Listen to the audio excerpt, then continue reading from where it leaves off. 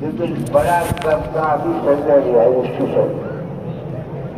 تھوڑے سے آدمی رہے خدا میں جا رہے اکثر تک گھر کو جا رہا ہمارا گھر دکان کاروبار ہمیں کھینچ رہا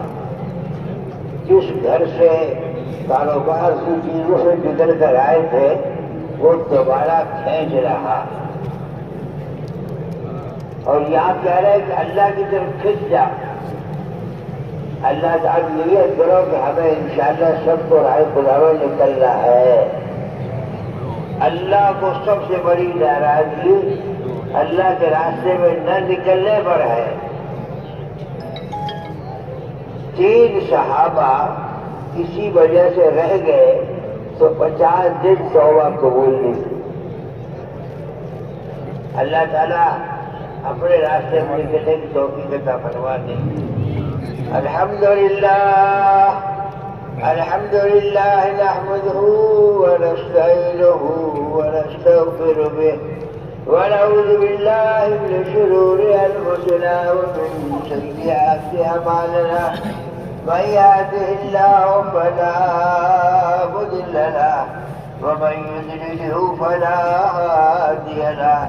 ونشهد أن لا إله إلا الله ونشهد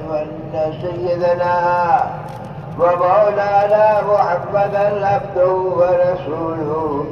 صلى الله عليه وسلم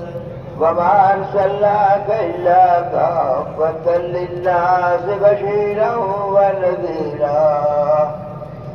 أعوذ بالله من الشيطان الرجيم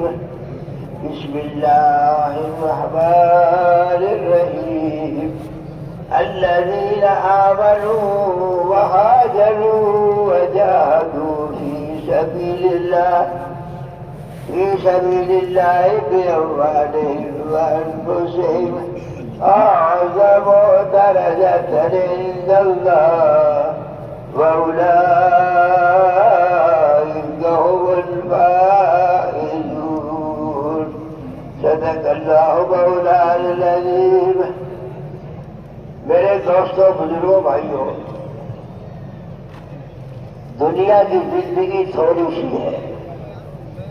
اور آخرت کی زندگی بہت بڑی ہے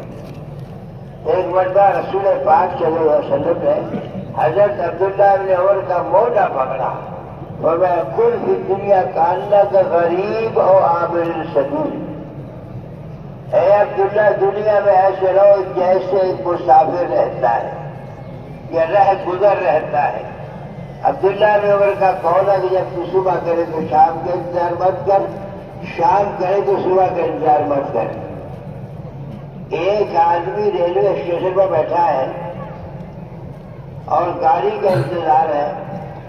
2 گھنٹے 3 گھنٹے 4 گھنٹے یا 6 گھنٹے یا آدھا دن اسے ملا اور کسی کاروبار کے لیے دھندے کے لیے جا رہا تھا تو یہاں پر اس نے اسٹیشن کو سجانا شروع کر دیا صبح سیٹ لا اور سامان لا اور